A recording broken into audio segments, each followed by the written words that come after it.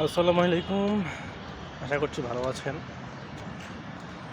নাহিদ ইসলাম সরকার থেকে পদত্যাগ করছে এ নিয়ে ফেসবুকে অনেক সমালোচনার ঝড় তোলা হচ্ছে।